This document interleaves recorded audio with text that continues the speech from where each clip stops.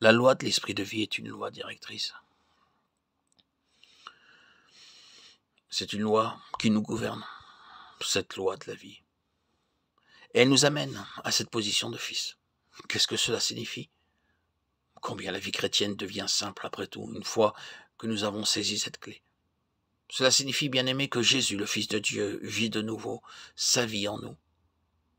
Souvenons-nous de ce qu'il était sur notre terre, et nous verrons ce qu'il dit et ce qu'il ne dit pas, ce qu'il fait et ce qu'il ne fait pas.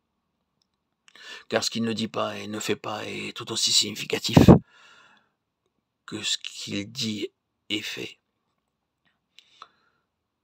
Nous verrons où il va et où il ne va pas. Nous verrons quand il va dans un certain lieu et quand il évite d'aller dans un certain lieu. Nous verrons une vie divinement gouvernée dans ses paroles, ses mouvements, ses actes, merveilleusement gouvernés en tout. Et il vit de nouveau cette vie-là en nous. Nous sommes loin d'en être une expression parfaite, parce que, tout d'abord, nous ne sommes pas assez sensibles ni assez rapides pour comprendre ce que l'Esprit dit dans notre cœur.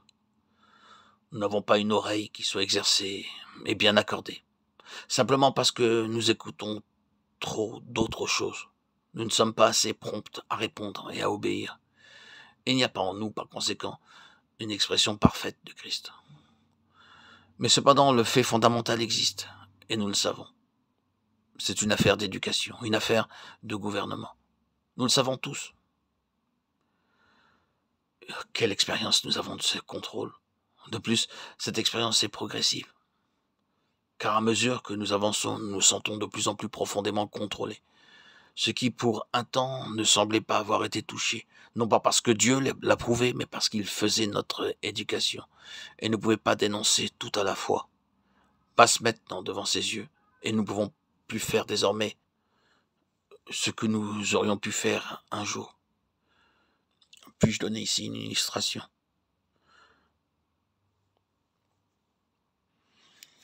J'avais souvent l'habitude de me servir de la littérature profane pour illustrer mes pensées. Je citais les poètes et beaucoup d'autres écrivains éminents. Oh, quelle illustration j'y trouvais pour bien faire comprendre ma pensée. Le Seigneur me permit de faire cela pendant un certain temps. Mais je sais qu'il arriva un moment dans ma vie spirituelle où j'essayais de citer un passage d'un auteur connu dans une prédication et toute vie disparut. Mon sermon était parti et c'était comme si j'avais tout à recommencer. Mais je ne le pouvais pas. J'ai appris ma leçon. Très bien, je ne le ferai plus. Je fus encore enclin quelquefois à recourir à cela. Mais j'éprouvais aussitôt ce même sens intérieur de faiblesse et je savais avoir touché la mort. Je me souviens combien cela fut vrai durant un bon moment. Quelques-uns d'entre nous avions été très forts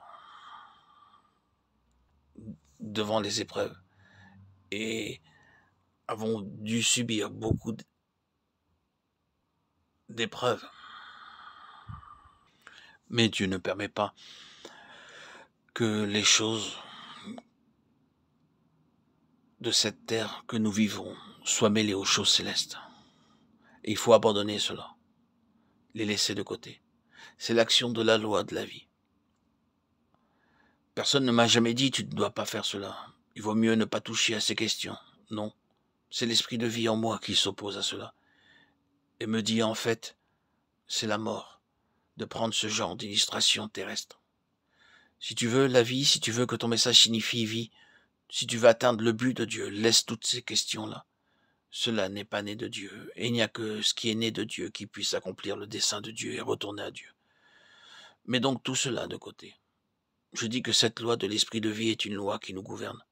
Si nous avons la vie et que cette vie est sa propre voie, nous atteindrons le but tout entier de Dieu. Ce n'est pas une chose abstraite, c'est une personne divine qui réside en nous. Christ, qui est la vie, nous dirige de l'intérieur par le Saint-Esprit, l'esprit de vie. Nous voyons ainsi dans l'action même, dans l'opération même, dans l'exercice même de cette vie, combien elle est entièrement autre. Elle ne veut pas cohabiter avec d'autres choses.